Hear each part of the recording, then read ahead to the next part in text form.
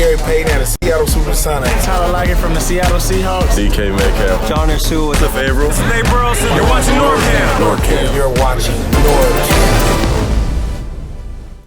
Hey, what's up, everybody? This is NorbCam coming at you again to talk about the Seahawks-Browns matchup that we got going on tomorrow. And hey, look at this. We got two collaborations with two different opponent fans today. What a treat. I rarely get to do one, and here I get to do two in a row. How cool is that? To get different perspectives on the enemy opponent that we're about to face. So this will be good for helping get some intel on this team we're about to face. Let's see. I'm trying to think. There's something else I was going to say. No, let's just get right into it. Let me introduce to you the guest we are talking about right here, and he is joining us right now, all the way from you are from Cleveland, are you not? Yes, Joshua? I am. All right, so welcome everybody. This is Joshua Unger. Josh Unger, also known on his YouTube channel Unger to the Max, and you can also see his Instagram and Twitter information down below if you want to follow him there. But Josh, welcome to the program, and I'm excited to talk a little Seahawks-Browns with you. And as you introduce yourself, feel free to promote all your stuff, but you've got kind of an interesting situation because you have vested interest in both of these teams, do you not? Yes, that is true because these are my two favorite teams in the NFL. But let me start by giving the intro I always do for when I do a YouTube video, whether it's a live stream or just a regular video, which is this. What's going on, YouTube? It's Unger to the Max here, and I'll do it just for tonight. A salute to you. And I am coming at you with a Cleveland Browns game preview, this time with another YouTuber, the second one of the season. Earlier for week 2, I did it with Gangrene David, and of course we would go on to defeat the New York Jets 20-3. Well, this week we are in our home stadium, and we got the Seattle Seahawks coming to town. And when you say Seattle Seahawks and YouTube, there's only one YouTuber, and that's NorbCam. So, what's up, Norb? Well, I appreciate the compliment. I see that Gangrene David, who is a moderator in the chat, by the way. Gangrene David, thank you for being in there helping monitor this, and I'm excited to have you guys, to have you on and to have Gangrene and all the other fans out here blowing up the chat. I see y'all. We've got Sports Fangs, Tyler, Pinhead, Larry. We got a whole bunch of y'all jumping into today. Brandon Rogers, a regular of the show. Elena, what's up? I think this game is huge. I know it's only, what is this, week 6? Week 6, yeah. But it's a huge game, I think, for both teams. It's huge for the Seahawks in that right now we are in a tight battle for first place with the 49ers, thanks to you guys not beating them. 49ers in first place, undefeated right now. And I think for the Cleveland Browns, this is kind of a potential turning point in the season. You guys are what? You guys 2-3 right now? Yes, 2-3. 2-3. I actually think this is a must-win game for the Browns. Exactly, and I think because you win this game, you go 3-3. You lose it 2-4. That has a really nasty sound to it. We go into our bye week, and then we're at New England in week 8. Yeah, exactly. So it doesn't get any easier after this point. But you will have the bye to recover from your injuries that the Seahawks will lay upon you. So just so you let everybody know that we are, believe it or not, we actually got the technical difficulties worked out. We are taking calls today. And so you see the information on the screen there. Just call in if you want to be a part of the phone-in as a guest, 515-606-5121, and then enter the code 696153. Just follow the instructions there, and you'll be put in the queue, and we'll try to take as many callers as we can.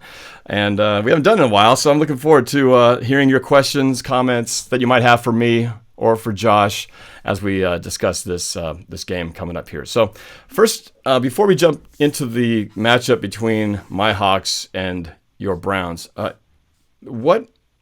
give me one final take on what happened with the 49ers-Browns game. I think from what I saw that the 49ers looked really impressive. I thought they had some creative offensive schemes. They looked really fast, hell of a pass rush. gotten me a little scared about our future matchup. But tell me what happened in that game. Is this a sign of where those teams really are in terms of 49ers being that good and you guys being not that good? Or did something just not go well that game in terms of things, just a bad game or injuries? Or what's the excuse is what I want to know. I mean, I'm not going to make any excuses. I'm not that type of fan. San Francisco was just way better than us. They were prepared for them. I messed that one up. They were prepared for us, and it didn't seem like we were prepared for them. I don't know if it was like going out to the West Coast that messed us up or what. Maybe they didn't realize that the game started earlier. But what really worries me is that we got destroyed by San Francisco's running game.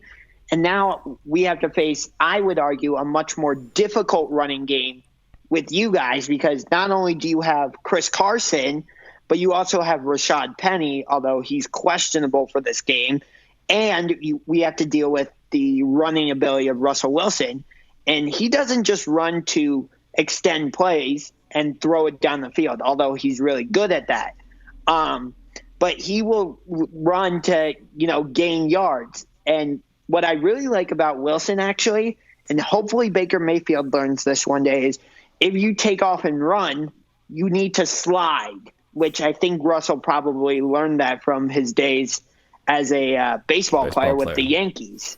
Right. Well, he was playing baseball back in college. He was kind of a dual sport guy. True. So, he just knew that inertly. So, but yes, a lot of quarterbacks could learn that. There's a few quarterbacks who have taken way too many hits than they should have. RG3 being one of those. Andrew Luck. Andrew Luck, the quarterback that just got knocked out from, who am I thinking of here? Was it the No, not Jaguars. Who got knocked out? Really bad hit. Helmet to helmet hit. I can't remember which one it was. Anyway, it was there was that one, and then I think also Carson Wentz tends to put his body into harm's way when he really needs to protect himself. Being that he's a nine-figure quarterback, you got to protect the investment. Anyway, but you're right. That's one thing that Wilson does do. Not only sliding, but just knowing how to avoid contact so he can live another day. And he's been one of the best at living another day. He's never missed a start, which is something few quarterbacks can say. Hopefully, as Baker Mayfield matures, he'll also learn that. I think maybe he's just going through a sophomore slump right now, but from what I'm seeing, he is a one-read quarterback where he'll lock into one receiver and just it seems like he will not see the rest of the field. Like, he may lock in only on Jarvis Landry on the right side, whereas Odell Beckham Jr. is on the left side doing like a double move, and he's lost his defender, and so he's running wide open down the field. But it seems like Baker Mayfield like goes into tunnel vision. He's like, okay, I only want to hit this receiver on this specific route. Right. And that worries me. Yeah. Well, I'm hoping that he sticks with that so that he doesn't see his secondary read or his third read and just, sees the first one not open, just starts running. I'd be very happy if that's what happens. But we'll see. I know that there's a very determined effort by the Browns to get the ball to Odell Beckham Jr., and I'm hoping this isn't the game that it happens on. Okay? Why don't you save that for the Patriots? You don't need to do it this week. Put it off to next time. In the last 3 games, I believe OBJ has a combined 8 catches, like 3 against Baltimore, 3 against the Rams, 2 against the Ravens, and 2 against the 49ers. Not to mention that, I think he's got a higher quarterback rating than Baker Mayfield actually does. Because I think he's 1 for 1 on the throw, so he might actually have a higher QB rating, which is. I think you're right, but I don't think we have any intention to move Baker Mayfield to wide receiver and make Odell Beckham Jr. quarterback. I don't think that's our plan. Yeah, well, you're not going to survive on gimmicks for very long, but no. We'll see what happens. Hey, just as a reminder to everybody, there's a lot of good questions in the chat here. If you want to help support my channel and you want to get your question highlighted better so we can see you, there's always the super chat, which is, if you haven't done that before, it's basically a way you can support the channel with a little monetary contribution, but it also puts your chat front and center highlighted, and we'll make sure we answer that question. So just a little something if you feel like doing it. Let's talk a little bit about some of the Seahawks issues that we're facing. You mentioned some injuries. You haven't mentioned yet one of the biggest concerns of injuries for the Seahawks, and that is the offensive line. It looks very likely that Dwayne Brown, our all-pro left tackle, and DJ Fluker, our right guard, will probably be inactive for tomorrow's game. So we don't have Ethan Posick, who is normally the next man up. So we're missing three of our top-tier linemen, and so we're going to have George Fant in there and Jamarco Jones filling in the right guard, and with not a lot of depth. So that's a big concern to me. And I know you guys are getting some of your injured players back. Is that the case? Are you? Well, I guess first thought is, are you aware of those injuries? Does that change your perspective on the game itself? So, yeah, we're getting Denzel Ward and Greedy Williams back from injury, I think, this week. I believe Christian Kirksey is still out for us, but I'm not that worried about it for this game in particular because it seems like you guys are much more of a running team and not as much of a passing team.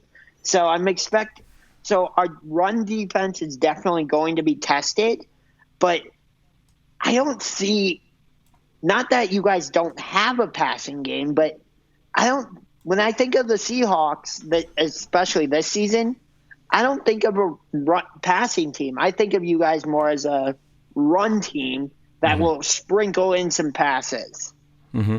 So, but what worries me more is if our D-line is able to, get past your offensive line and we're able to get pressure on Russell Wilson, he has that ability to just make something out of nothing, and the receivers just keep running around and until the cornerbacks are like, okay, I quit. This is ridiculous. And the receivers just, get wide open. Right. And that is that's one of the big separations. If you look if you were to do sort of an X and Y comparison of Cleveland versus, Seattle, which side, defensive lines, which, offensive lines, which ones has the advantage. I'd say there's a lot that could say that, possibly your D-line against our O-line has the advantage right now because you've got actually pretty good interior line on the D. Your linebackers, I'd say, are probably a notch down below. Running backs, Chubb's getting a pretty good per carry average, very close to Carson. That might be a wash there. Receiving core, I'd just have to say talent and experience. You guys with Jarvis Landry and OBJ really have two of the more talented receivers out there. Don't you guys forget just haven't Antonio used them. Callaway. And Callaway. So you guys got a three-headed monster. You just haven't really taken advantage of it yet. Versus ours, which, we have guys who are really kind of still trying to make their name for themselves. So that's, probably advantage to you guys. But the biggest advantage, clearly, Russell Wilson, MVP candidate right now versus Baker Mayfield, still learning and growing the position. So that's a big advantage, obviously, that I'm hoping we'll be able to exploit in this game coming up tomorrow. Hey, so let's we got some phone lines here. Let me start bringing a few in so we can get through some of them. Let me start with a familiar friend of ours of the program. Let's go to 49ers territory. Let's bring in Rohan to the show. Rohan, welcome. How you doing, man? Hey, how are you? I'm doing great. It's good to hear from you. What's up? What's new? Trying not to let the false hope of a 4-0 start consume me. I was thinking about you, because you have had to deal with a lot of bad seasons of 49er football the last few years, and all of a sudden, here you guys are. I can count 3 good seasons in Niners. Ever since I started watching Niners, 3 good seasons. Right. And here you guys are, undefeated, just had a huge win, looking really good over the Rams, but you've got this LA Rams team that's aching to get back in the win column in a big showdown Sunday night. That's going to be interesting. But let me get to your question here, because I know this is on a 49er Rams show. This is right now, Seahawks-Browns show. So what's your question, man? What do you got? Oh man. Oh geez. Oh, come on, I bro. gotta think. You've been waiting for 10 minutes. Don't give me, oh man, oh geez, and not know what to say. Come on, bring it. Got to answer right now. Let's go. What you got? Do you think the Browns will rebound after what happened on Monday? Are you asking me or are you asking Josh? I'm asking the Browns fan. Josh? Okay, so that question's directed to me. I would say it depends on our run defense. I said it once and I'll say it again. San Francisco has a good run game, and they definitely used it to their advantage on Monday night. I mean, look at their first possession. They hand it off to Matt Breida, and he waves bye-bye to the Browns defense on his way to an 83-yard touchdown run. So, and now we have to face Chris Carson, Russell Wilson, and maybe Rashad Penny. He's questionable for the game on Sunday, but even still, I would say Seattle's run game is a lot more formidable. I would say the other thing that worries me is Russell Wilson's ability to extend plays. But if we can somehow control this Seattle's run game, and somehow keep Russell Wilson in the pocket, and Baker Mayfield can get on the same page as Odell, we have a chance at winning this game. Not sure it's going to happen, but I think if we can get our act together and stay in our lanes, keep Russell Wilson contained, we may have a chance to actually rebound and go into the bye week with some confidence. That's a lot of ifs, man. Yeah, I know. I know. But, I like your optimism. Every team needs to have some. I'm trying to be optimistic with a team that hasn't had a winning season since 2014, hasn't been to the playoffs since 2002. I don't know the last time they won their division. Last championship was before the Super Bowl even happened, 1980 something. Yeah, we did it way back in the dark ages, before the internet, before cell phones were even an idea. Was the last time you guys had that kind of success. So but hey, I'm kind of just messing around, But this game scares me, man. It's just I just know that we can look good on paper, and then we'll start and we'll do something stupid like get a holding penalty right off the bat, or get a negative 3 yards on the carry, and then next it's 3rd and 15, and it's like, okay, draw play, punt the ball, and it's like, ugh. For once in our freaking lives, I'd like to start off a game with a 2-score lead, be like the Patriots, just get on top 14-0, 17-0, because I'm not complaining about being 4-1, but doggone it, how many times do we have to make this thing like a 1-point game at half, or we're down by 4? We got to come back in the fourth quarter. Give me a freaking heart attack to win this game. I'm the most stressed out 4-1 team. Seattle playing down to their competition since 2014. And I have you to blame for that. 49ers sometimes doing that. Actually, no, you've been on the end of some of those beatdowns. So you've been one of those teams for a while that was the team that we didn't have to be stressed out about. But last year kind of turned that a little bit around. You guys beat us on one of those games down in I think it was down in the Bay Area, right? We lost to you guys. So it's going to be a different story here. But anyway, did I answer your question, Rohan? Yeah. It was kind of a long answer. Lots of what ifs, but it did answer my question. I think what Josh was trying to say, it's a definite maybe. I think it's what after sifting through all that, I think that's what he ended up saying. So, all right, Rohan, you got anything else? I got some other callers I'm going to get to. You got any other questions? For you, who are the Seahawks fans rooting for our Sunday afternoon game? Niners or Rams? I kind of did you guys don't like one. I polled the audience on this on a few social media things and on YouTube, and I think most Seahawks fans are hoping that the Rams will actually knock you guys off, mostly so that we can have a solid hold on first place if we get the win tomorrow. And so, it seems to be the consensus is they want the Rams to get knocked down a peg. And I'm kind of in that camp right now because we know what the Rams are about. We've played them. We beat them. We know their game. We've always been close with them. We know what they're about. Well, we haven't really seen this version of the 49ers yet because Jimmy Garoppolo hasn't really had a full season. He hasn't been healthy for a whole season yet. And so I want to see what the 49ers from game 1 to game 16 in one season actually looks like. And so far, you guys are looking pretty good. But who have you played? It's arguable whether the opponents have been that great. All due respect to the Cleveland Browns, but that's what a lot of people are saying. Oh, the 49ers haven't beaten anybody. Well, if you count that, Seattle has 3 of our wins were against teams that would fall in that same list of not really beating anybody either. So I'm not feeling any confidence yet of saying we are going to be, Super Bowl champs here. We got a lot of work to do, and it starts tomorrow. So we'll see how it goes. But Rohan, thanks for the call, man. I appreciate it. It's good to hear from you, and good luck, but not really on Sunday night. Yeah. No luck for you tomorrow. Go Browns, I guess.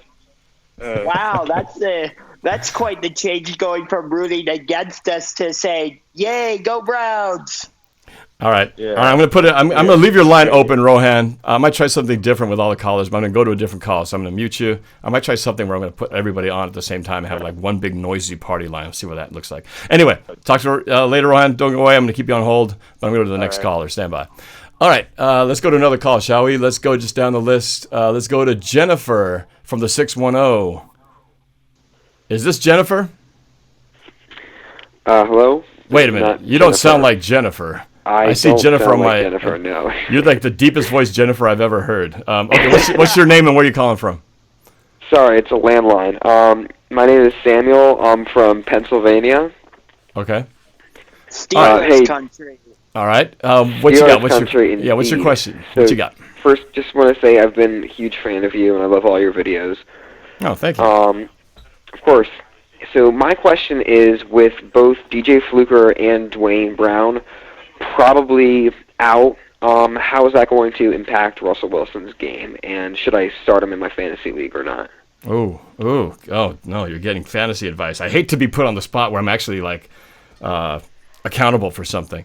I think it's going to impact our run game. But as far as Russell Wilson, that dude has a way. You can have. We've seen it many times. The pass protection could be utter garbage, and he'll find a way to make plays happen, either with his legs or with his feet.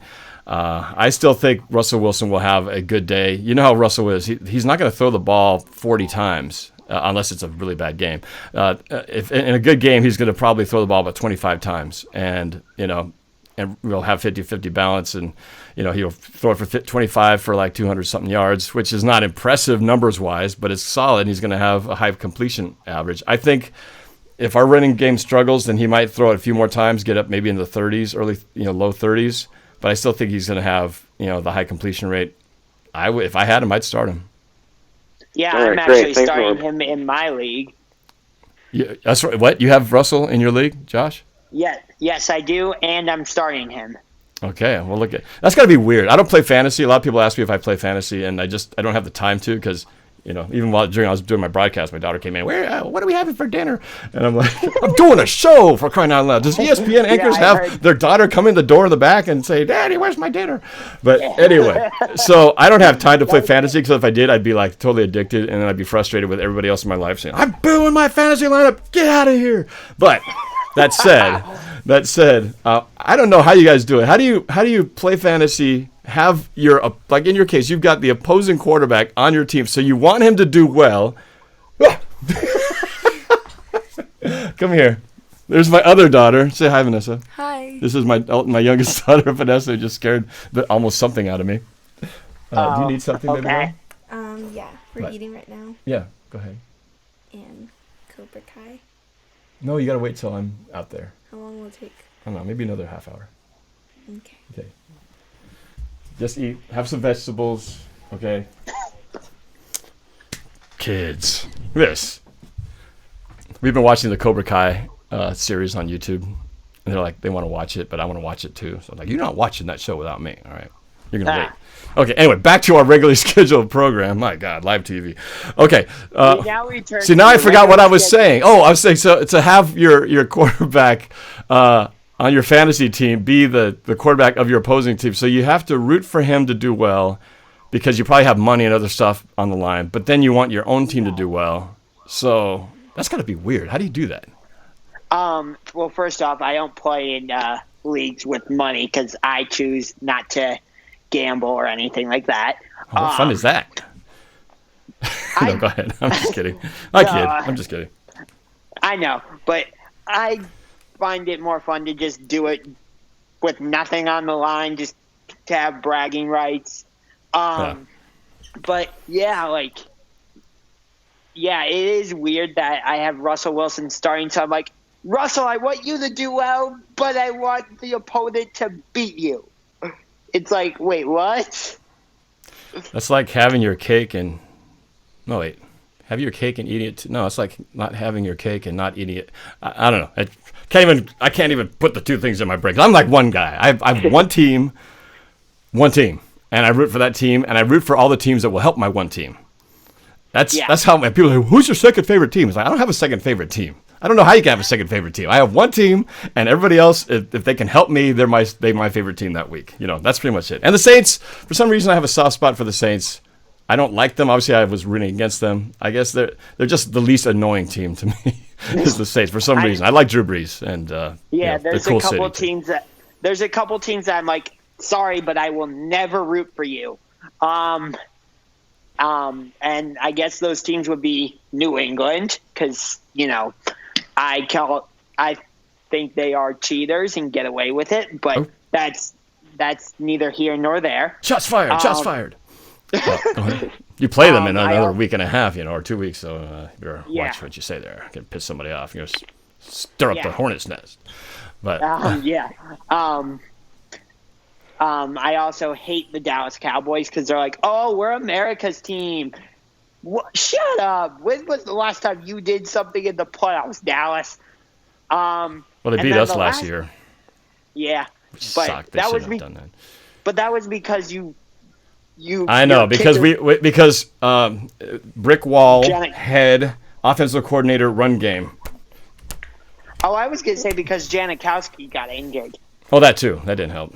But and then sorry. Oh, I was just going to say, Sports Live at the ATL, one of my other moderators, big Atlanta Falcons fan, and big Atlanta sports anything fan. Dude, I'm sorry, bro. You've had a bad string here. I heard Georgia lost today. You guys got knocked out of the playoffs in very anticlimactic fashion. The Atlanta Falcons is an underachieving mess.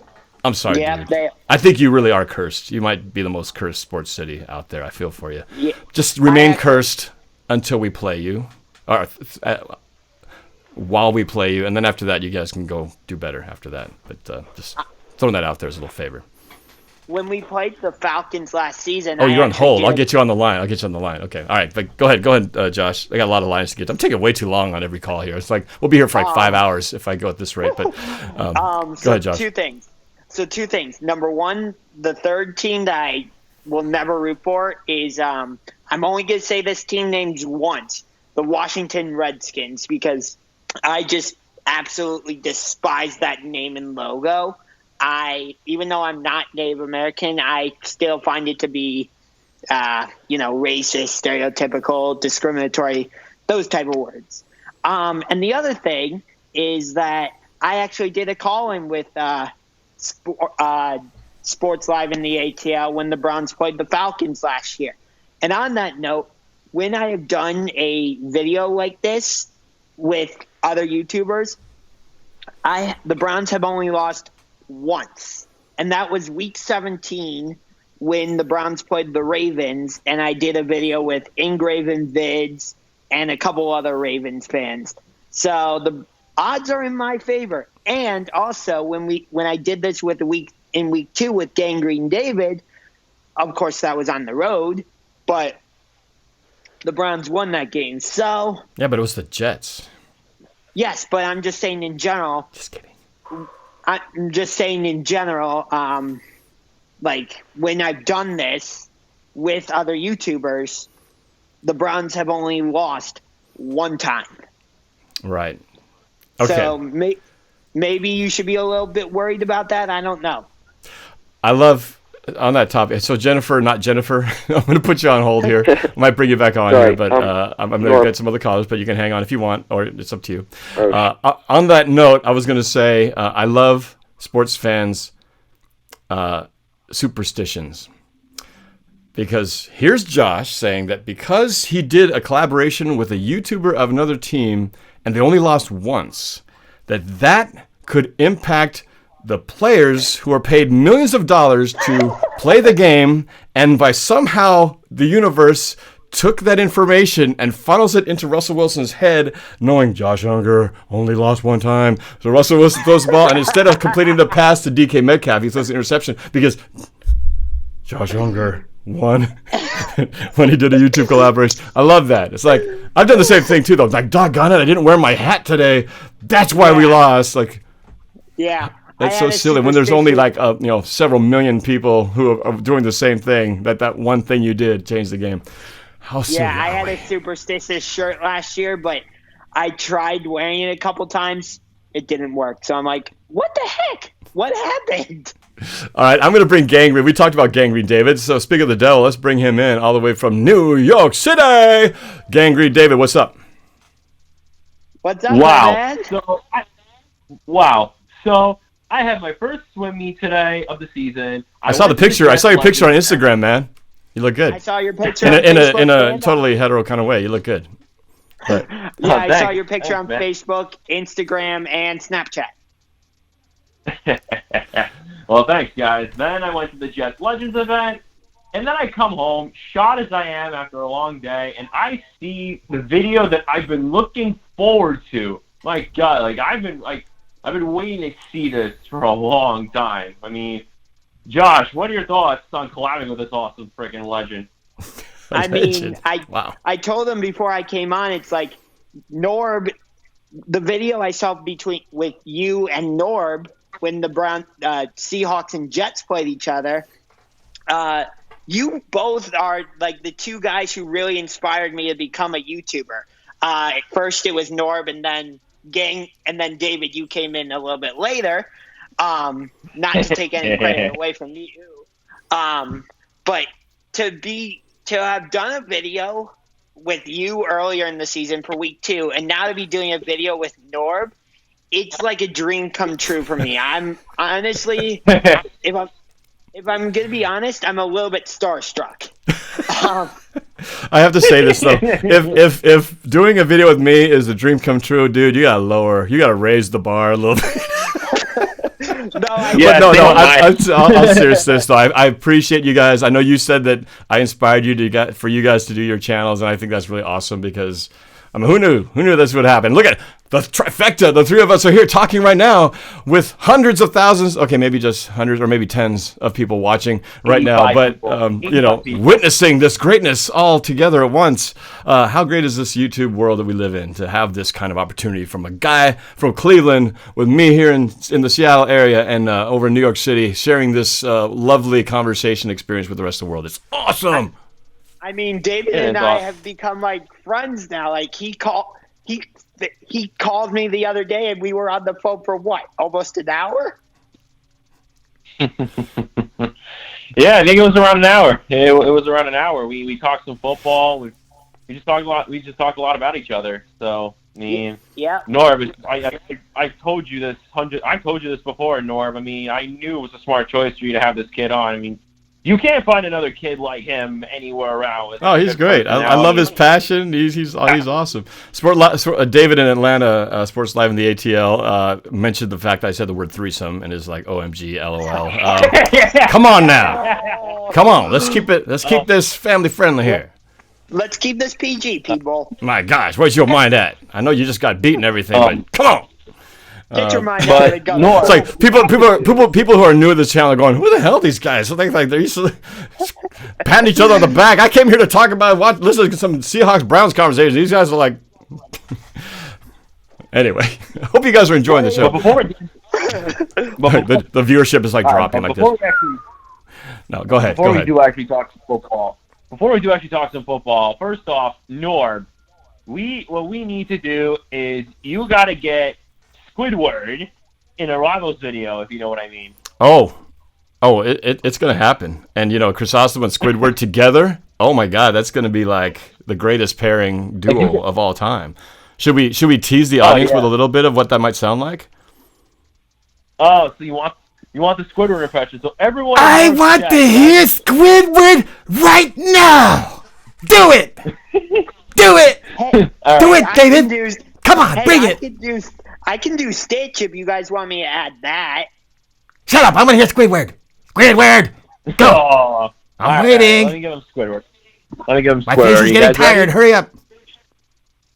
Well, it's another week in the NFL, and the New York Giants went into Gillette Stadium on primetime football, and I saw Daniel Jones play like the quarterback he is. He is just as good of a quarterback as I am on the clarinet. Also, I'm just a lonely squid living in Bikini Bottom as I watch the New York Giants come lay an egg week in and week out, and I know that when they play Sam Darnold and the New York Jets, that Sam Darnold is going to outduel Daniel Jones, and I'm going to sit there miserable in my house while I play my clarinet, and SpongeBob and Patrick jump for joy and celebrate by going jellyfishing. That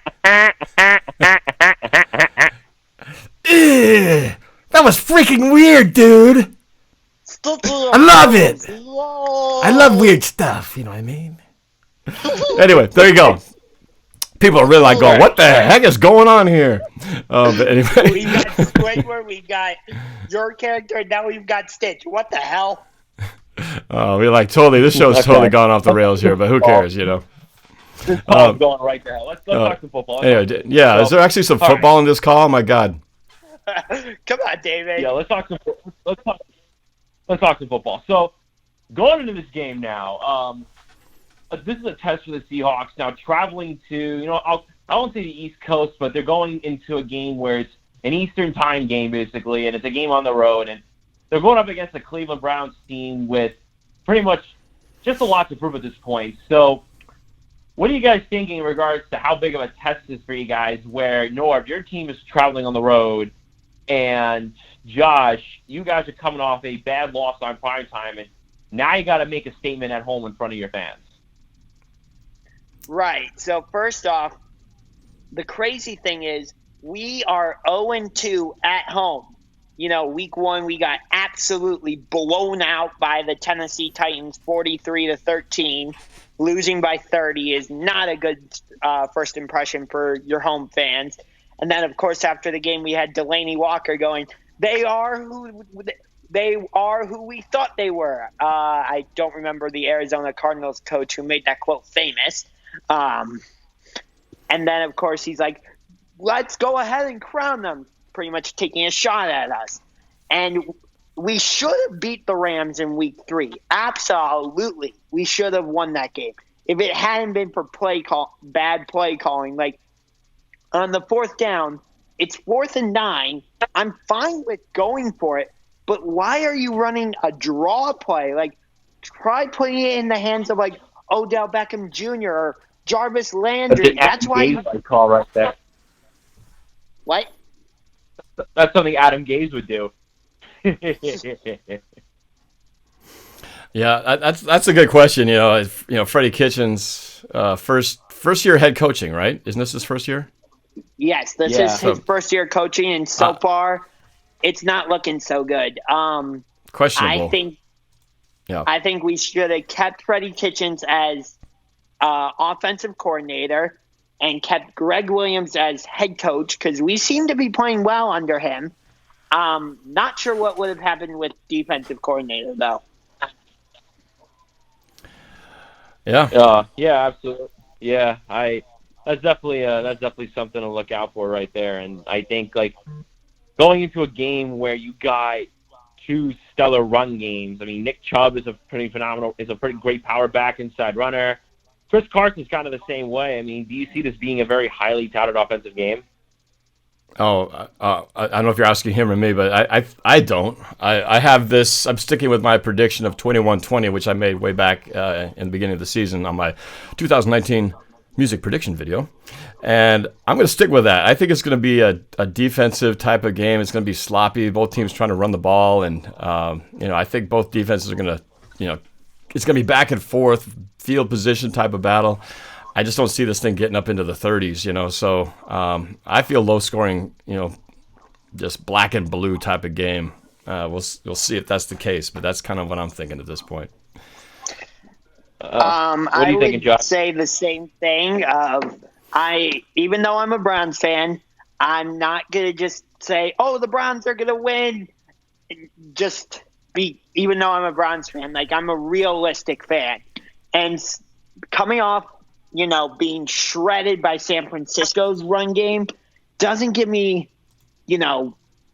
hope for slowing down Seattle's run game. So I'm going to say that Seattle wins a low-scoring game, 21-17. So we both have the Seahawks scoring 21, but I have the Browns scoring 3 points less than what you have. Oh, so you actually are fairly close. You're actually not picking your Brownies. No, I'm a realistic Browns fan, and right now I just think we have a little too many issues. Like we're not getting we don't know who we are. We don't know if we're a run first team, or are we a pass first team? Like week 4 against Baltimore, I thought we found our identity of running the ball with Nick Chubb and then sprinkling in the pass game with Jarvis Landry and a little bit of Odell Beckham Jr. And then last week, I didn't really see a run game. Now, is that maybe because San Francisco's D-line just blew it up every time we tried? That could be it. But I didn't really see a concerted effort to run the ball consistently. It just seemed like, okay, the run game's not working. Let's try to pass it. And then that didn't work, and we're just left scratching our heads like, what do we do? So the other thing that concerns me with this is, we get Kareem Hunt back week 9 at Denver. He's actually going to ask you suspended. about that, Josh. I was actually going to ask you about that. I mean, what do you think? How do you think Kareem Hunt coming back is going to do you think it's going to downplay Nick Chubb's production? No, I don't actually. I think they're going to complement each other really well, even though I would say they're both the same style of running back, both being that physical running back. But I would say Kareem Hunt is more of the north-south running back, whereas Nick Chubb seems to be more of an east-west running back. I don't know if you see it the same way from what you've seen of us. But what worries me is, we only have Nick Chubb right now because, again, Kareem Hunt is suspended for the first 8 weeks. So I haven't really seen another running back really step up for us to relieve Nick Chubb. And that, with you guys in Seattle, you have Chris Carson and Rashad Penny. Although, again, Penny is questionable. Which could hurt you guys if he's not able to play. Do you agree with me on that one, Norb? Yeah, we're obviously a better team if we can have the two of them in there. They're a nice yin to the yang. You got Chris Carson, who likes to run it, pound it up the middle, can also catch the ball. Actually, both backs can catch the ball. But Chris Carson's kind of the muscle, and Rashad Penny is the speed. And it's a nice change-up between the two of them. And, we've actually gotten when Penny hasn't been in there, we've actually gotten some good production out of CJ Prosise, who has been one of those guys that has been injured all the time and rarely takes the field. But for the first time, surprisingly, on a contract year, he's able to stay healthy and has been available. So we'll see how that goes. But I see Carson definitely getting the workload here. With a little bit of change-up once in a while just to kind of give him a breather and try to get some speed around the corner. So we'll see how that goes. But, hey, I want to try something here. I want to keep the phone lines moving along. I know David in Atlanta, Sports Live in the ATL, has been on. He's been busy in the chat talking all kinds of smack, of course, bringing up the losses we've had to him and the fact that I've had to – Except we beat him last season 28-16, so Don't forget that, David. So I want to bring him on. I'm actually, David, I know David and David, one from New York, one from Atlanta. You guys know each other. I'm going to bring you guys both on. Let's see if we can actually manage this chaos and have the four of us talking on the line here. A foursome, David. You want to join? You're on. I think this is you. David, is this you? That right there was creepy, man. Forcing. Yo, what up, dude? If the show wasn't already off the rails, it's just going to go further off the rails and down the cliff at this point because David. Yeah. Oh my goodness. Well, look. Even though I'm not Seattle, Cleveland, the Jets, if I can say a few things before we get into whatever. As far as the Browns go, Unger, your team is definitely on the up, and I took your team for granted last year, and we just got hammered. So I'm not surprised to see the Browns on the up. Gangrene David, New York Jets, man, I've been trying to tell you, dude, for years, your team's in total chaos, and I'm hoping for you they get it turned around, and you should go to as many games as you possibly can. Now, my friend Norb, how you doing, sir? Probably better than you are right now, because I mean, in all seriousness, you've had some. No, it's not a slam. I'm not slamming. I'm just saying you've had some bad sports juju the last few days, man. So I mean, I feel for you. Yeah, man. yeah. It's been surprising. I mean, we hadn't even gotten over the Braves collapse, and I still haven't, been able to process that yet. And then Georgia lays what they did today. But what makes a loyal fan and a passionate fan is one who sticks with them through and through. And I know people get on me all the time for being so negative about my team, but it's just experience that I go through, since for like 30-plus years. I love my teams. But when we hopefully we finally turn this around, then it'll make the winning that much better. And once again, and I didn't believe it, when Norb told me the day after the Super Bowl, that still hurts, my dude. That still hurts to this day, and it makes it even worse what's going on with Dan Quinn. A defensive guru, and this defense has gotten worse with him taking over. I know that he's not with us anymore, but it actually bothers me that Dan Quinn hasn't had better success down there because he is one of our guys, and I really did want him to do well as a coach that I was a fan of. And I'm telling you, man, it's one of those things where, the Super Bowl hangover, whether you believe it's real or not, I mean, it's one of those things that, after that happened, sometimes that does cause this spiraling effect that, it's the next season and we turn the page and move on. But sometimes it just has this way. Super Bowl 49, I can't say it didn't have the same effect to a certain degree within our locker room. That sometimes that does change and affect the chemistry within the locker room of the team itself. And I don't know, maybe this is still a byproduct of it because I know that Super Bowl 51. Dan Quinn, Norb, is getting really lambasted here in Atlanta. There's a lot of critical, and I'm even critical on him. And I like Dan Quinn. Don't get me wrong. I like his personality and his fiery attitude and all that. But the fact is he's been here 5 years, and he still hasn't won a Super Bowl, and the team is regressing. And if you so-called know the defense so well, like he did with Seattle with the Legion of Boom and all that, if he's going to take over, first of all, he knows the talent that's coming in year and year out. But if he's going to take over the Rams, I expect it 100% to change. And the defense has gotten worse. So, I don't know what the deal is. You don't give up 53 points against the Texans. You don't let the Titans run all over you. You don't let the Indianapolis Colts and a backup quarterback. I mean, and think of it like this. With Seattle, Dan Quinn always brought pressure. We have no sacks in 2 games against 2 teams that had viable opportunities and a weak pass rush and no sacks. And then we got Arizona. Arizona is not exactly a top. I think they're probably the worst offensive line, and I'm not confident going into this game. But that leads me to what I wanted to say. I'm going week by week, and I'm not jumping the gun. But if the Falcons could pull this game off against a team they're clearly capable of beating, the Rams and the Seahawks, home games before the bye, that could potentially kind of get us in the right path because I know we could beat the Rams and the Seahawks, if we play our game. So, that'll be interesting. Sure. I'm being honest. I'm just telling it like it is. The Rams have tasted, a little bit of smacking of what we've done, and the Seahawks definitely have tasted it, on numerous occasions. So it's not like we can't win. So I expect to do something in a couple of weeks, Norb, I hope, sir, with you. I definitely collaboration is in order here. But I just want to address a couple of things that you brought up there. First of all, in regards to the Dan Quinn thing, the thing is, too, is, some coaches who are brilliant defensive coordinators don't make great head coaches. I mean, that's just the reality. Sometimes it doesn't translate. And we've seen that with, I'm trying to think of who's the Gaines much? Yeah. Who's the guy who was the head coach for Dallas for a while? He sucked, but he's a great defensive coordinator. Phillips. Right? Wade Phillips. Wade Phillips. He's a great Wade defensive Phillips coordinator. was here in Atlanta for a brief period too. Yeah.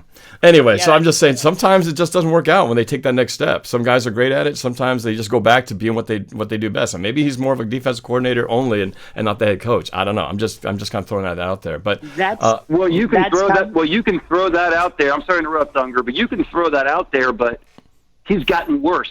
The defense has gotten tremendously worse that Dan Quinn took over. Right. We did better with Marquand Manuel last year.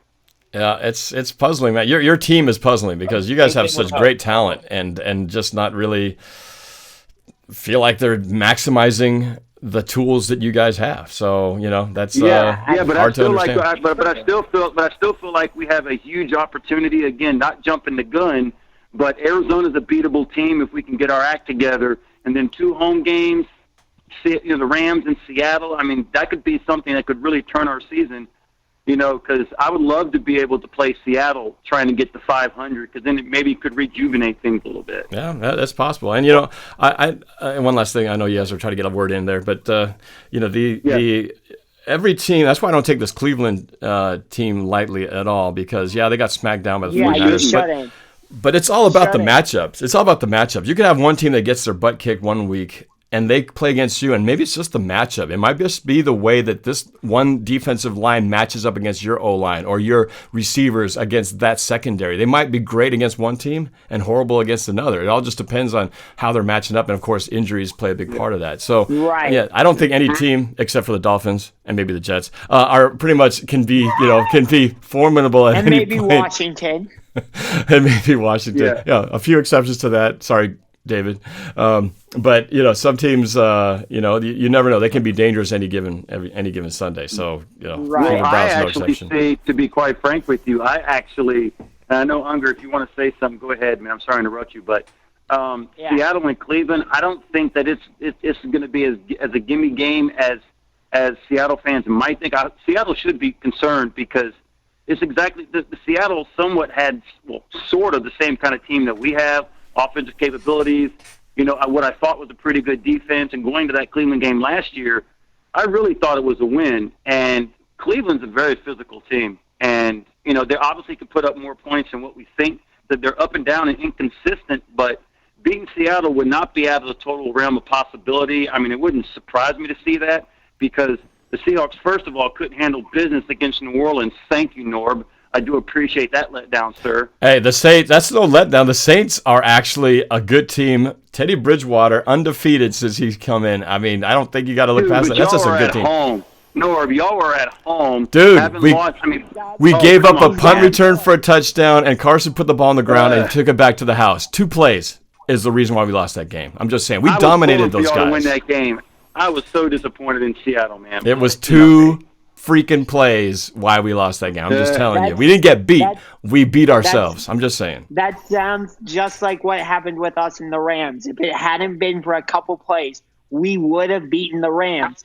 And the other thing that I was going to say is the one thing that we all have in common, that Norb has in common with the 2 Davids on here, is that you guys have all done wagers with each other. And I was talking with Norb about this. I'm going to present him a wager. So if the Browns win, he has to – I'm not going to make him buy anything, Cleveland Browns, because that's just ridiculous, because I don't want it to be like, oh, I bought this Browns thing and I'm never going to wear it again. So if the Browns win, he would have to go to a Cardboard Heroes or Lids, whatever it's called now, put on a Browns hat and do the Cleveland Browns cheer of, here we go, Brownies. Here we go. Nora's going to be like, God. what? Now we really need to win. You just up the ante. They'll be like, who is this madman in the store putting on our hat?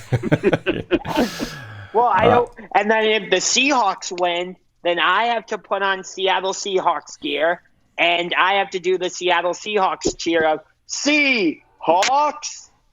3 times. I mean, well, Unger, See, look, Unger, I can help you out with that, sir. If you need a lot of Seattle Seahawks gear, I have like 3 items from Norb. Shots fired! Shots fired! Right there. Here's the thing, though. Here's the thing that's not fair about this bet, right? Is because I told you I'm a one-team fan.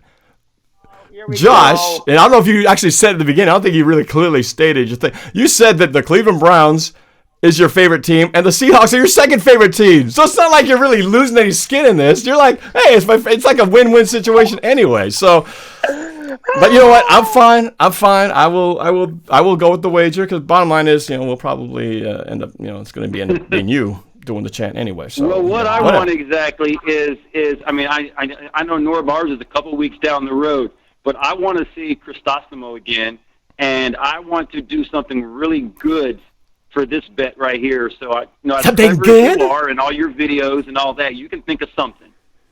Oh, I can think of something. I'm quite demented that way.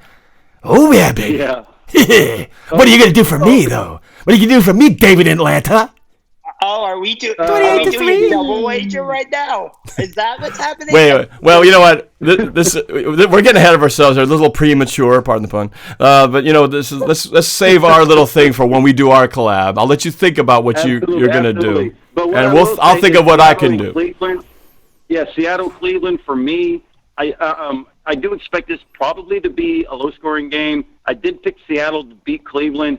But I think after the game, Seattle's going to be in the hot tub. I think Cleveland is going to punish the Seahawks alive. But Seattle's playing good this year. The NFC West is looking pretty tight this year. And, I called it during the offseason. I thought Seattle was going to contend in the NFC West, and I thought Cleveland was going to pick it up. So I'm glad Cleveland's picking it up, and I'm glad Seattle's picking it up because it'll make beating y'all a lot better. Oh, you had to put that in there. I knew a backhanded compliment was coming. It wasn't going to be like, wait a minute, wait for it. Oh, there it is. Okay. Yeah. All right. But you don't disappoint. I would expect it, But I'm a classy man. I'm not going to pile on to a guy who's suffered defeat after defeat after defeat. Not against us, but recent defeats that I won't even bring up. 28-3. Anything like that, but Oh, you just had we'll deal with our thing, when the time comes. But hey, man, of course. That was fun. This little love fest was a great time. But I'm gonna get to some other callers, so I'm gonna put you guys on hold. Unger, man, hey Unger, I'll keep in contact with your channel, Norb, man. Wish you all the best, my dude, and I'll keep in contact with you, man. Oh, for sure, man. All right, good talking to you guys. Hey, David. Hopefully next time when we play the Falcons.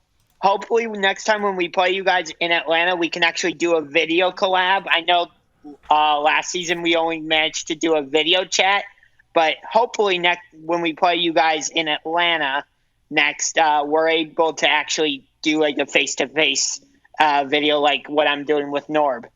Yeah, well, I think we lost David, but I think he heard that, so I'll let you guys handle that next time you guys play. All right, let's go on to the next caller. That was too much fun. Fun for us. I don't know about the viewers, but there's still some people watching, so I guess we haven't completely alienated everybody else. Let's go to, I believe, I was wrong about Jennifer, so let's find out. Is this actually Brandon in Colorado? Brandon? Or is this going to be some female voice? Is this Brandon?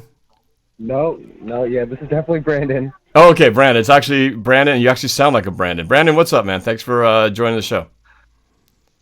What's up? I'm actually going to steer this towards a little bit of Seahawks football because, this is what, everybody came to watch. But that's right. I actually have two quick questions real quick. Okay, who are you asking? Is this for me or is this for me or for Josh?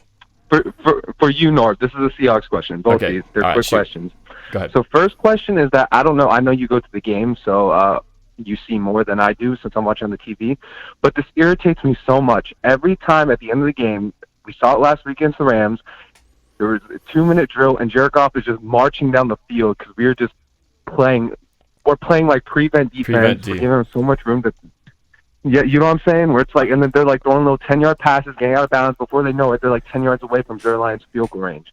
I'm like, dude, like, what is up with this D? I don't know if it's Ken Norton or if it's Pete. I don't know who it is, but this D, it was like making me mad. It seems like we always play like that whenever like the game is like in a 2-minute drill. It has been.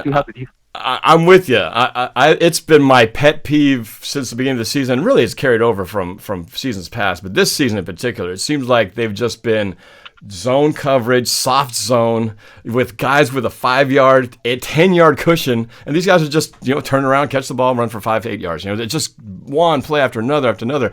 I want to see some press coverage. I want to see some man-to-man defense. I want to hit these guys at the line. That's what they used to do back in the days with the LOB and all that. So I missed that, and I don't know if it's just because we don't have the secondary like we did then. We just took that for granted that they were so good that we just kind of got used to that, and now we're getting used to living in a world without that kind of secondary.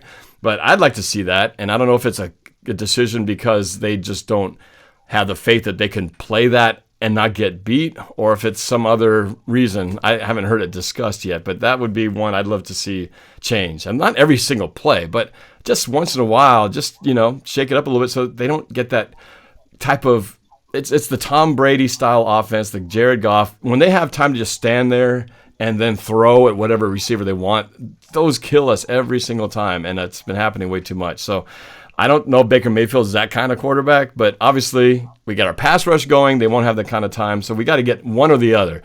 Get some more pass rush, keep that moving in the right direction, and a little press coverage, please, and I would be a lot happier. So I'm with you. I totally see the same thing. Driving me nuts. Yeah, that was definitely getting on my nerves. Yeah. So did you have a question for Josh? Yeah, actually, I have one of each, so. Okay, all right. Okay. I hope I answered that one okay for you. No, yeah, that was perfect. All right. So what's your question for Josh? Okay, my second question is that does it, irritate you, how Freddie Kitchens is kind of, operating, the whole team? Because I feel like you guys have a lot of, talent, but I just feel like you guys aren't using it to the full potential. I don't know if it's Freddie Kitchens or if, you guys just don't have good chemistry, but do you see anything as a Browns fan? Because I personally haven't watched the whole Browns game yet, because I'm either watching Red Zone because of fantasy or I'm turning on the Seahawks game. So I haven't watched the full Browns game. Which I understand that. So here's what I find interesting. And I'm forming this opinion that I'm about to say based on stuff I've heard from NFL Network and NFL shows on ESPN. Todd Monken is our offensive coordinator. So when he was the offensive coordinator with the Tampa Bay Buccaneers, Jameis Winston struggled. And now you look at him, I don't know who the Buccaneers offensive coordinator is now. Maybe you would happen to know. But since Tampa Bay has moved on from Todd Monken, Jameis Winston has seemed to have reignited himself or something. They put up 55 points against the Rams and then nearly went into New Orleans and beat the Saints. I mean, I think the Saints won that game 31-24. So I don't know if it's Todd Monken is just, for me, I guess it's just Todd Monken's not the right offensive coordinator, at least from what I've seen, not right now. I mean, when we had Freddie Kitchens as the offensive coordinator last season, we were doing creative things on offense. We were, we were doing end arounds. Baker Mayfield was getting deep passes on plays where he probably shouldn't have done it. I remember one game against Carolina late in the season when we were somewhat fighting for playoff positioning after getting beat down by Houston the previous week, which that was a killer in our chase for the playoffs. Not like the game in 2014 against Indianapolis, which I will never forgive the Colts for that one. So hopefully we beat the Colts next season in Cleveland. But not trying to go on a rant, I promise. But I don't know. We were talking about earlier with the two Davids, how some coaches aren't meant to be head coaches and they're better equipped to be defensive coordinators or, offensive coordinators, whatever. Steve Wilkes was the Arizona Cardinals head coach, and, he got fired after one season. And he's now our defensive coordinator because we let Greg Williams go. Maybe that was a stupid decision. I don't know. But it seems like our defense, despite some of the injuries, has still played well. Yes, San Francisco put up, 31 points on us. And yes, they had, a lot of rushing yards, but that's their offense. They're not really a passing team. So, and same thing with the Rams, but in the opposite direction. Like, we kept the Rams' run game fairly in check. But, of course, they're more of a passing team, so I'm not surprised they got, over 200 yards passing. But we held the Rams to 20 points. And, the Ravens, they rely heavily on their run game, especially with Lamar Jackson. And we were able to, keep Lamar Jackson controlled and held Baltimore to 25 points. And so I think right now it's the offense I'm more concerned about. Because as I said earlier, I don't know what we are as an offense. Are we a run-first offense that builds our passing game off of the run? Or are we a pass-first offense that builds our run off of the pass? I don't know. I don't know if I have to wait till week 9 at Denver when we have our full team to really see. But, you can't keep – it seems like they keep switching back and forth.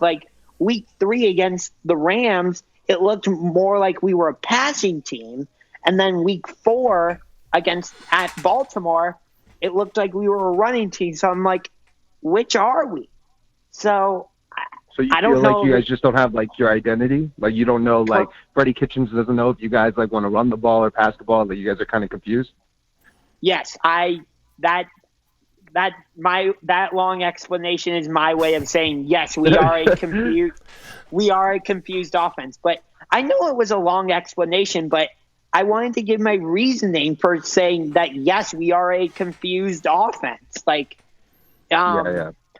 I don't see Baker Mayfield doing the same things this season that he did last season that made everybody be like, okay, Baker Mayfield is the guy the Browns needed. I don't see Baker Mayfield doing the same type of things he did. Well, you gotta think of this too, Josh, is that, I said it earlier, I believe, when we were talking about quarterbacks, and, the NFL is one of those leagues where a player comes out and he does amazing stuff, right? Colin Kaepernick, Russell Wilson, the read option was hot and it was unstoppable. But then what happened? Right. Teams got smart. They went, how do you stop the read option? Well, let's go get some coaches from the college game. Let's talk about the read option. They shut that down. You notice now hardly anybody runs the read option except a very little bit. So every strength has a reaction that other teams scout you out. They do all this, high-tech analysis of what they do, and they probably got the tape on Baker Mayfield because that first year out, you don't know the player yet, so you're still figuring out what he does. But once they figure that out, then they go, okay, we know he likes to do this. He likes to go in this situation, do all that. They got guys getting paid lots of money to do all that, and so his trick now is to go from what he was in the first year to going, okay, now that these teams know how to, address him, he's got to now figure out how do I, in the game of chess, that is the game of football, his move, what's the counter move to the other counter move? And then they're going to try to counter that. And the best quarterbacks in the game, keep evolving and learning how to, adjust for that. And maybe Baker Mayfield hasn't quite figured that out yet. But it's a coaching thing, too. It's not just the quarterback, but it's the coaching and the schemes and all that. So I agree. They do look confused. They look like a team. Kind of reminds me a little bit of Atlanta because they got all this talent, yet they seem to be underachieving and not utilizing their skills to the fullest. Right. But, I think the other thing that goes along with that is, what I'm also seeing from Baker is, the minute he gets – the defensive ends are able to get around our offensive line and start coming towards Baker, instead of moving up in the pocket and looking for, not necessarily the deep pass, not necessarily looking for Jarvis Landry 25 yards downfield, but maybe Nick Chubb is wide open on a little check down. Instead of looking for that, Baker Mayfield seems to bail out early. And I don't know, maybe that's just his mindset, but sometimes maybe take the check down and get 2 or 3 yards. So instead of it being 3rd down and 10 or 4th down and 9, maybe it's a more manageable, like, Right. 4th down and 5 or 4th down and 4. Like, I feel like maybe sometimes Baker, like, looks for the big play too much. So it's like it's a mixture of both coaching and the players. Hopefully that answered your question. Like, and overall, hopefully the Cleveland Browns stay confused about their identity for at least one more day, and you can all figure it out over the bye week and get your crap together against the Patriots. That sounds really good to me. Let's do that. I mean, that doesn't sound good to me. But hey, Brandon, thanks for the call, man. I appreciate it. I'm gonna get some other people on the line, but thanks for hanging in there. Appreciate it, man. Thanks for the call. Thank you, man. Go Hawks. All right, go Hawks. Thanks, man. All right, let's go. Thank you guys for being so patient out here. And let's go to a couple more calls as we've been about an hour 10 into the show. My goodness, and we're still going. Let's go to a local number here for the 253. Dude, this is fun. Yeah. Who's this and where are you calling from? Yo, what's up, Norb? What's up? Who's this? Hello. Yo, it's Xavier. Oh, Xavier. Yeah. How you doing, man? Yeah, I don't think you remember me, but yeah. No, I remember you. But your caller ID name didn't come up here, so I didn't have that information handy. All right. But anyway, what's up, man? What's on your mind? I have a bit of a question. So earlier, I kind of asked you, I think it was like during a Packer game on Thursday night last year, if we could run the ball. Or if we could pass the ball a little bit more, but now I'm thinking different. Do you think that we should run the ball a little bit more, going back to like 2018, where our ground game is more relevant to our passing? Because this season it's been more balanced. We were running the ball and attacking on the air as well. But do you think we should run the football a little bit more? If we run the football a little bit more now that we have like a banged up O-line? And that it looks like Myles Garrett might go off for like maybe a 3 or more sack game if we pass the ball a little bit more. Well, I think, quick shout out to Jacob Santeria in the super chat. Thank you for the $2 contribution. Much appreciated. To answer your question, Xavier, I think, we've had a pretty good mix of, kind of 50-50, balance, which I think Seattle's best, and every team wants to be balanced because I think that way the defense never knows what you're going to do. And I think they've done a good job at that. What I would like to see a little bit more is just a little bit more we had one of the biggest problems we've had is just starting off slow, right? Almost every game we have, we start slow. Maybe the exception is Arizona, but every game that we've had challenges with, it's always been that slow first drive. You're ready to see them go down the field, and they go like 3 and out with a bunch of penalties or negative stuff.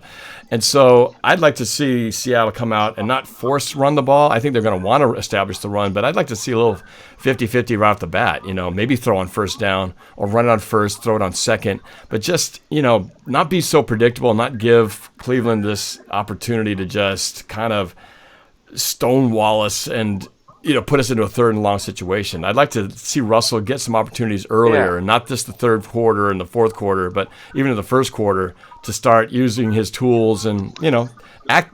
It's a whole mantra that Pete Carroll has can you win the game in the 1st quarter? Can you win the game in the 2nd quarter?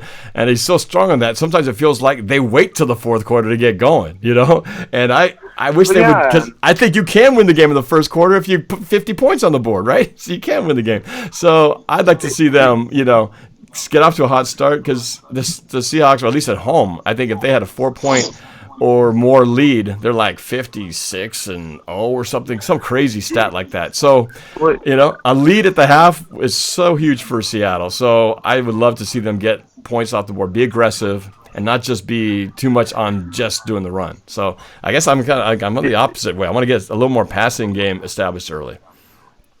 But Cleveland's one of their weaknesses is their run defense. I mean, you see like what San Francisco did to them. Right. Yeah, their linebackers aren't they're not the best in the business at this point yet. So I mean, I like Joe Schobert as a linebacker. He's a really great linebacker, but I just think that he really needs to step up for that defense. Right. Yeah. And earlier what you were saying about a big lead, I think so too. Like going back to the Rams game Thursday night, it was 14-6, and on that 4th-and-1 call, we decided to go for a field goal, which I would have done if I was the coach. I would say kick the field goal too. I was like, that's a makeable field goal. Take the points, go up 2 scores. But it didn't work. Go 2 scores, and then we missed it, and then everything just changed. Like, it did. All the momentum that we had, it just shifted. Yeah. And it was at that point where we were outplayed in the second half by the Rams, and the Rams started to look like what they were last year. Yeah, and I feel like we have been like dominating in some of these games. I just feel like there's just a lot of ridiculous plays, like in the Bengals game week 1, that crazy touchdown to John Ross, and Tedrick could have easily picked that off. Yep. And just a lot of bad miscues, a bunch of fumbles in that game, and then week 2 against the Steelers, like that should have been a blowout, but 2 fumbles. Right. And we gave up 14 points on both those fumbles by Saints game as well. We should have won that game. We dominated them statistically, but we gave them 2 free touchdowns. Yeah, we gave them too many turnovers. And then week 3, a bunch of big plays by the Saints, and it cost us that game.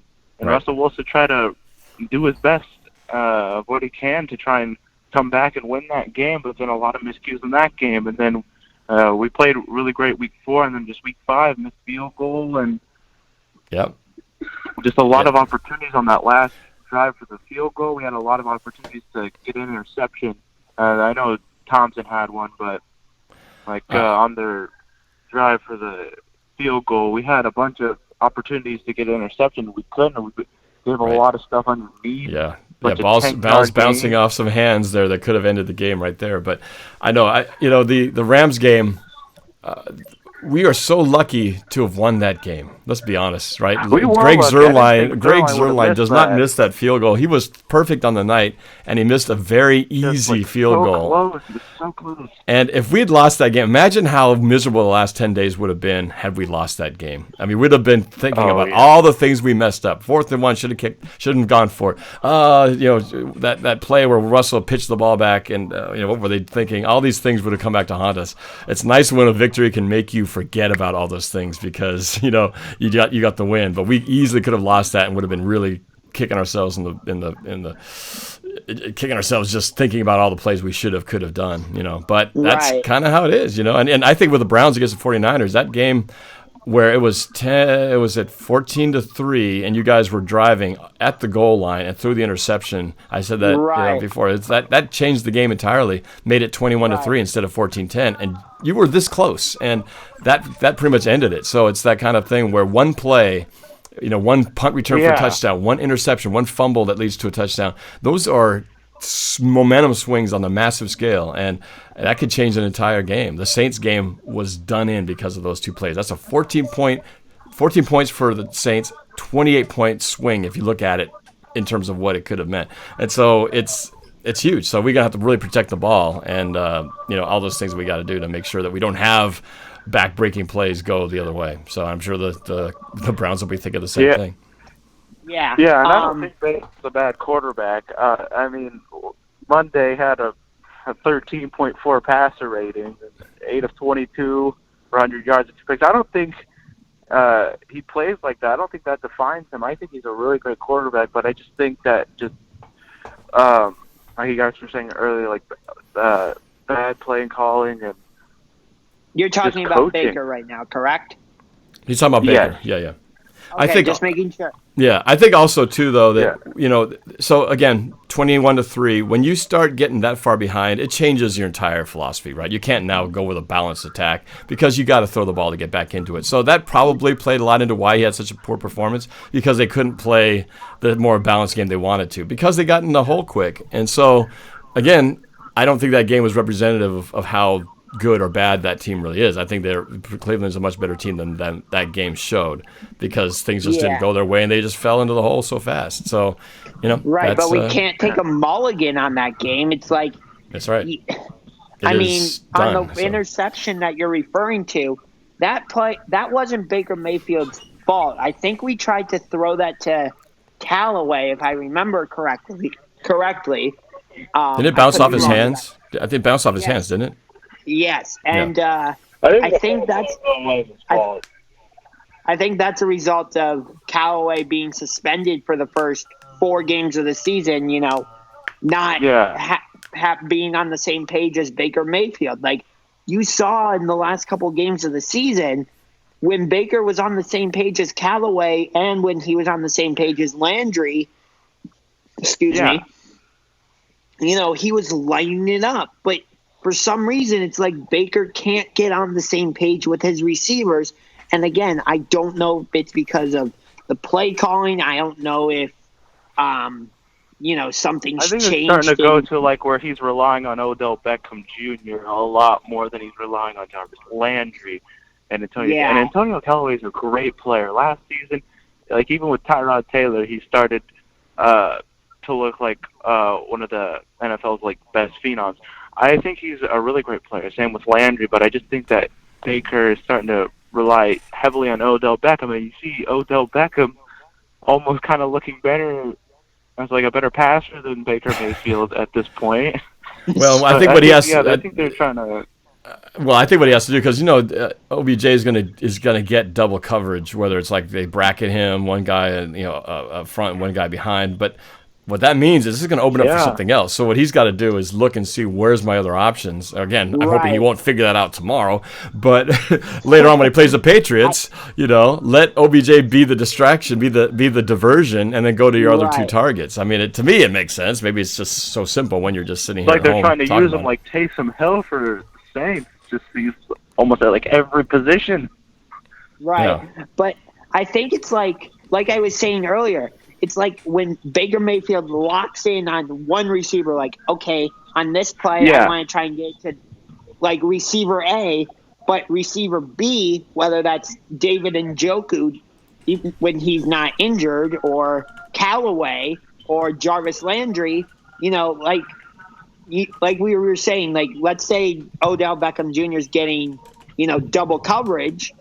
But yet Baker Mayfield's still trying to get to him. Like, he's getting double covered, but I can still get to him. Meanwhile, like Jarvis Landry's coming on like a slant route, wide open, and Baker Mayfield just doesn't see him. Or like, the defenders get right in his face, and he's like, "Oh crap, I gotta do something." So he bails out, and he like takes a sack, or or fumbles the ball, or instead of I'm sure what he'll learn in time is like Rodgers is really good at this.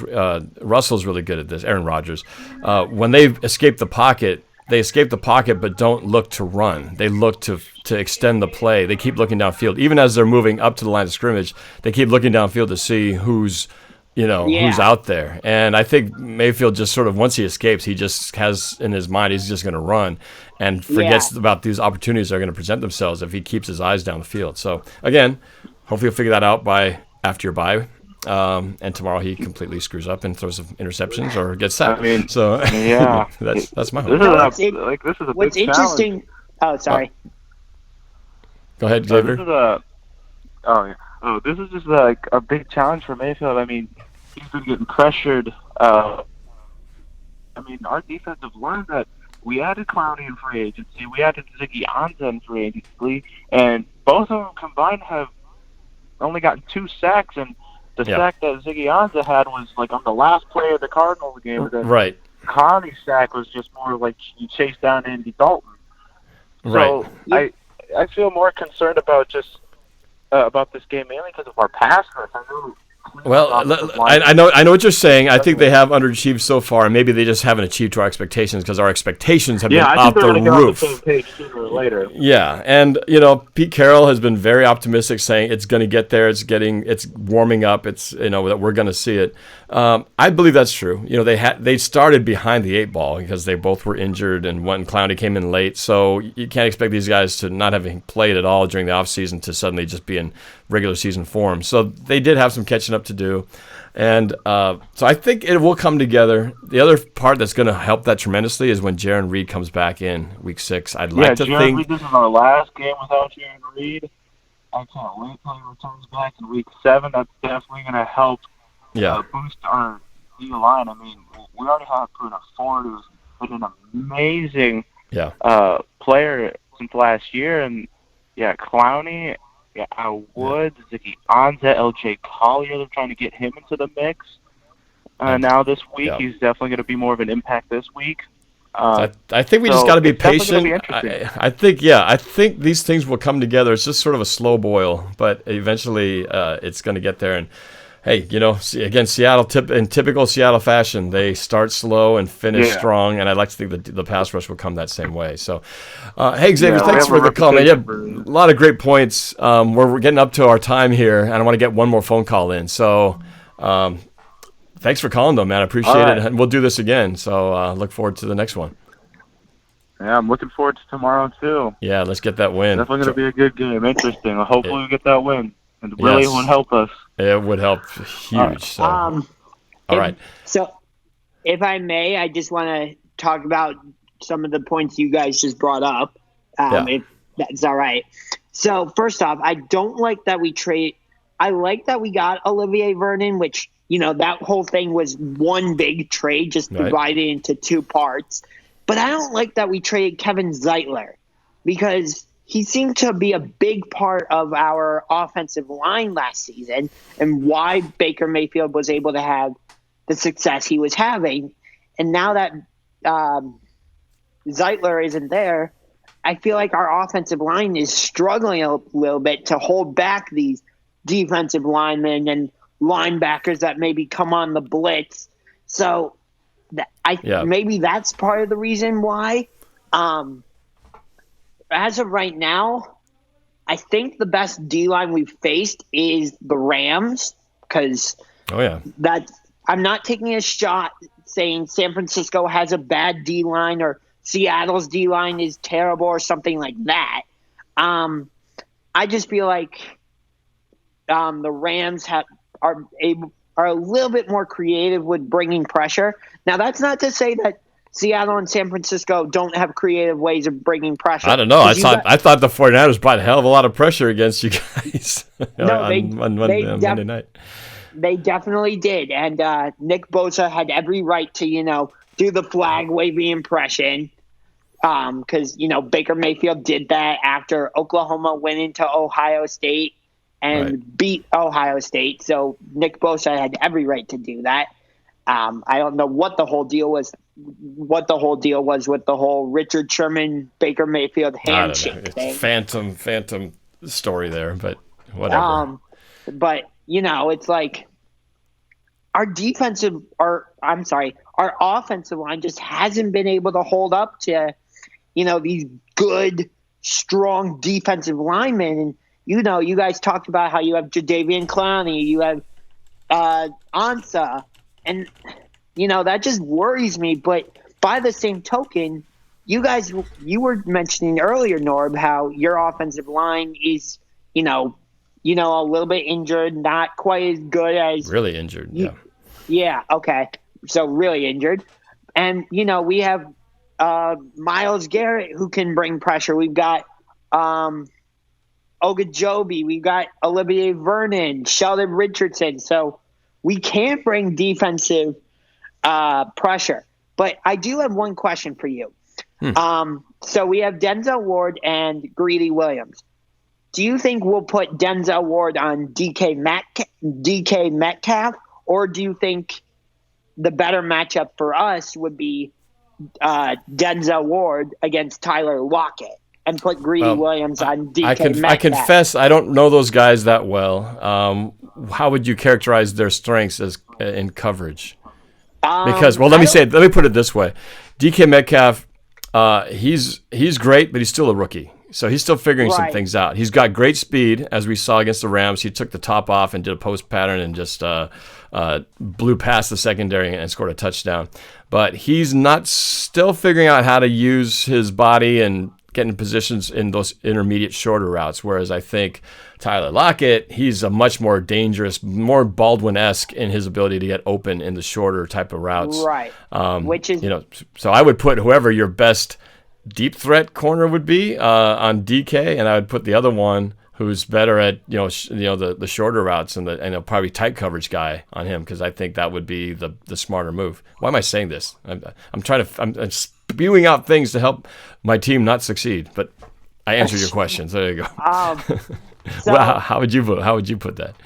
I mean, our best cornerback is Denzel Ward. I mean, then I would put him on Tyler Lockett. Not to say that he could stop him, like Veronica Wilson says. Tyler Lockett will burn Denzel Ward. I'd like to see that happen. I don't know, but I don't think that's going to happen.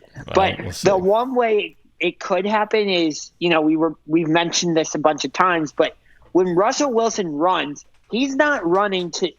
Sometimes he'll, run to, gain a first down. You see him trying to extend the ball out, which that can get him in trouble sometimes. If a defender is able to punch the ball out before it goes out of bounds and the opponent's able to pick it up. So maybe Russell shouldn't do that as much. But most of the time when Russell Wilson is running, he's running to, give it not only to give by himself sometime, but also to buy his receivers sometime so they can continue to run around. And the cornerbacks are like, this is ridiculous, and they just can't keep up. Right. But the guy that actually worries me is not Tyler Lockett or DK Metcalf, although I would consider Tyler Lockett to be your... Yes, you got it. That's right. It's a secret weapon. Yes. No, he's not so secret. Not so secret. But he's a weapon. I mean, he burned Pittsburgh week 2, which led to you guys trading Nick Van Nett, I think it was. That's correct. To the Steelers, which that was also a 10 a.m. game for you, which I think that is stupid that, you guys are coming to the East. Okay, not East Coast, but I'll say Midwest. Well, we're not really in the Midwest either. Okay, last one, like 5 minutes. But I wouldn't really say we're the Midwest. I don't know where Cleveland and Pittsburgh would be geographically. Right. East Coast for all intents and purposes. East Coast. Okay. We'll say East Coast. But and both games are starting at 1:00. It's like, why are you doing that to Seattle fans? Like, you guys want to be able to watch your team at a reasonable time. Like, give us a 4:30 game, like on the East Coast. I don't mind that. And there was also talks that, and I think I told you this through a text, that if the Browns had not fallen flat on their face against the 49ers and we had somehow won that game, there was a report that this game was going to be flexed into Sunday Night Football. That would be pretty cool. I don't know if that report is true or not. We'll never know.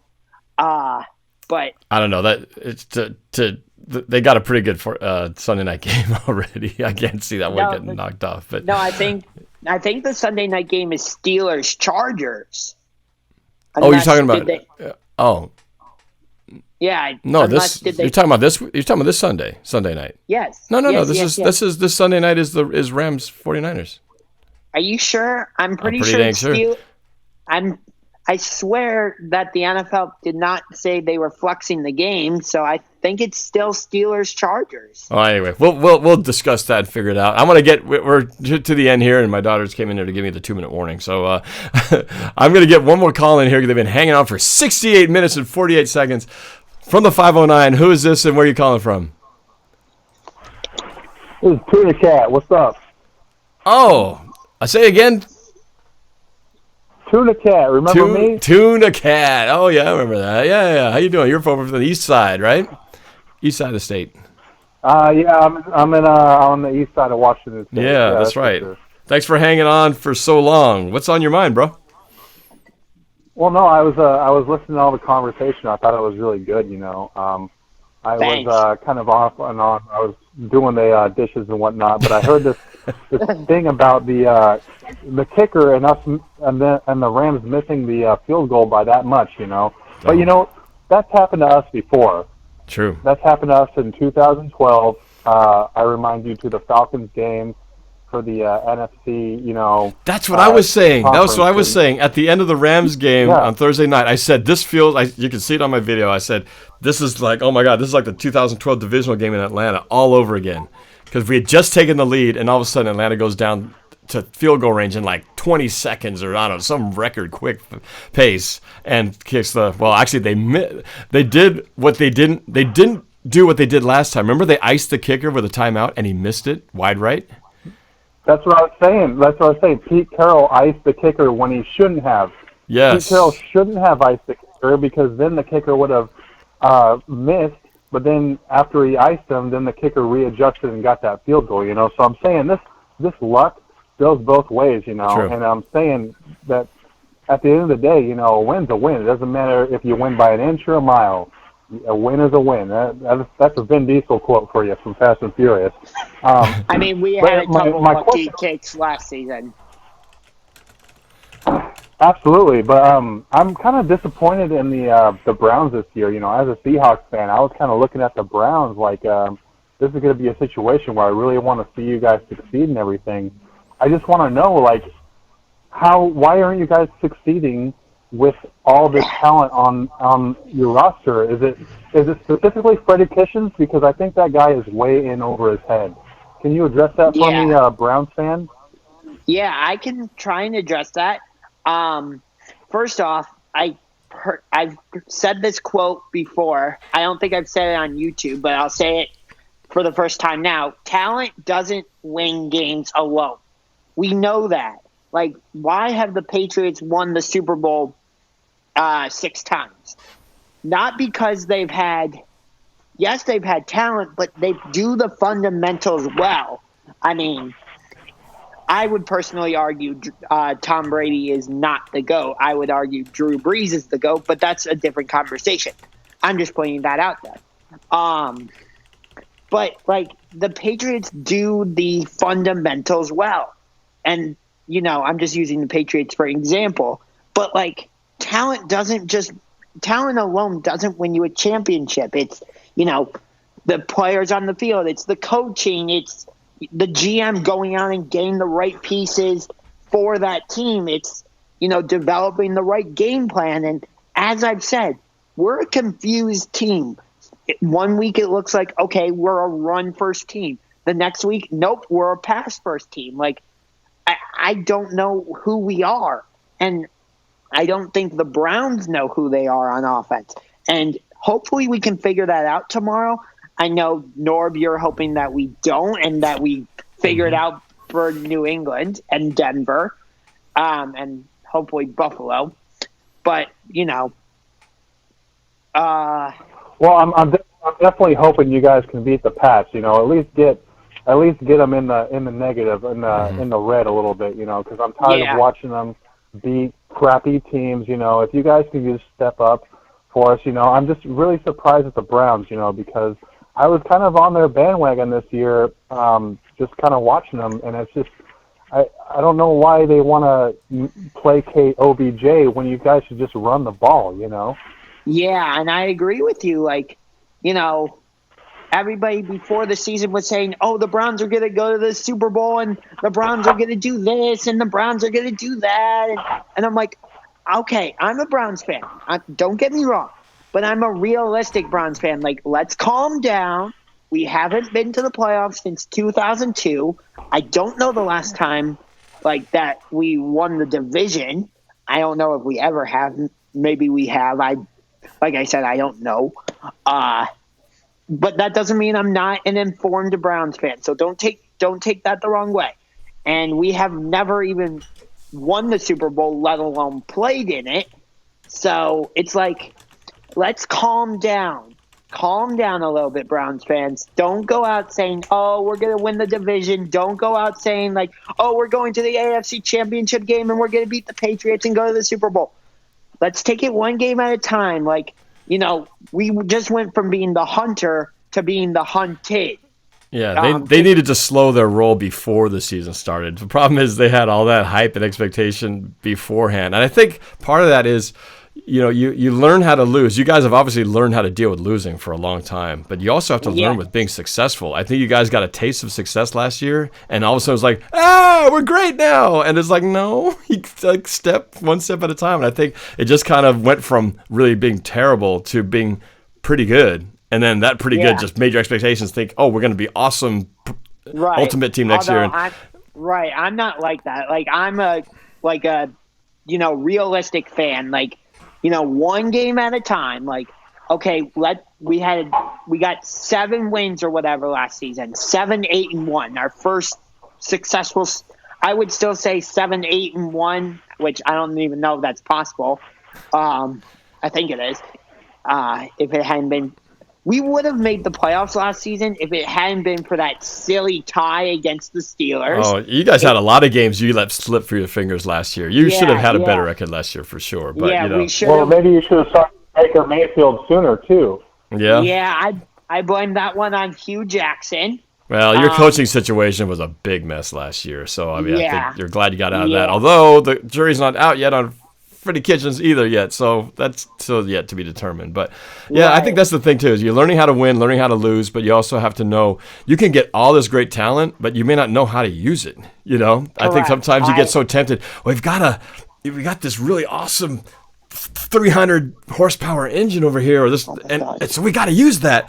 But it's like look at Russell Wilson. It's like he's one of the best passing quarterbacks ever. And do they make him throw it 50 times? A lot of people said, hey, Russell just signed the biggest contract. We need to have him throw the ball 50 times. It's like, no. The reason he's good is because his completion average is so high that he's only needs to throw it a few times, and you know he's going to be good for it. He doesn't need to throw it 50 times to get 30 completions. You can throw 27 times and get 22 completions, and that's better than doing 50 and getting 30. So it's knowing who your talent is and not being tempted to overuse it, you know, and know where, you know, how to utilize your other weapons. Sometimes your best weapon is the guy you don't use, because that guy distracts the defense from covering the other ones who are actually there to help be the supporting cast. Anyway, so a lot to be determined, but I have to wrap things up, guys. Well, Norb, so, that's fine. But Norb, I'm just gonna say real quick. I think the only way we lose this game is if we beat ourselves. But I gotta go. My TV dinner is done. So I got to get back to my night here. It was a great pleasure talking to you. But all right, hey, thanks for the call and being so patient to hang on there. So you betcha. All right, go Hawks. To the cat. Yeah, to the cat. Thanks for the call. Go Hawks, man. All right, so. Yeah, and Jeffrey Thompson been blowing up the super chat. Thank you so much always for your support. You've been really generous lately. I appreciate it, man. But yeah, that's it, man. I think we're gonna wrap this thing up. I appreciate all of you guys who stayed on to watch this crazy little show that we've been doing. It's been fun, Josh. What can we say, man? It's been a fun collaboration here. And again, just to remind everybody. If you want to look up Josh's information and his YouTube channel, he is Unger to the Max on YouTube, and his Instagram and Twitter is on the screen. Instagram is at Unger to the Max, and his Twitter is at Josh's Cavs 27. And so check out his stuff, give him some love. I know you do some reaction videos and other things about the Browns, but tomorrow, you know, let's see what happens, and you know, may the best team win, and maybe after the game is over, we'll do a little post-game thing to kind of talk about what did actually happen at that game. Right. So, and are we actually going through with the wager that we discussed? Let's do it. If okay, just to make it clear for everybody, if the Browns win, I will go to some store that has a Cleveland Browns hat somewhere, and I will put it on, and I will do the Cleveland Browns chat, which is say it one more time for me. Here we go, Brownies. Here we go. Hoo. Okay, I got to do that. Yep. All right. And then if you lose... I'm not going to add the Facebook part to it. I think that's a little too much. Okay, all right. So if you lose, then you've got to do the same thing. You put on a Seahawks hat, and then you've got to do the Seahawks 3 times for me. So one of us will be doing that at some point next week. So... otherwise, that's pretty much it. So please check out Josh's channel, Unger to the Max. Subscribe to him and follow him. And do the same for me if you haven't already. Subscribe here. You can hit that little button right down there at NorbCam. And click that notification bell. That way you get notifications every time we put out new videos. But that's it. Thank you for watching. Josh, it's been a great time. I'm glad we got to do this. And let's see what happens tomorrow. Yep, and I will be at the game, so stay tuned for some in-game footage. And I know Norb will be doing his classic live stream with the face paint, so I'll be doing kind of a copycat thing, although I cannot do the live stream. But I will be wearing a full-blown like Cleveland Browns mask And yeah, it should be a good time. I'm expecting a lot of blue and green at First Energy Stadium tomorrow. I'm expecting about 20% Seahawks fans. Well, they're well traveled, and I know a few people personally who are going to be there. So hopefully they'll make some noise and give our boys some support out there. But anyway, it's been a pleasure, Josh. We'll talk to you soon. Everybody else, thanks for watching. Team Triple GG, Gangrene David, Veronica, Elena, McCollum been there the whole time. Thank you guys for watching, and that is it. Go Hawks. Go Browns.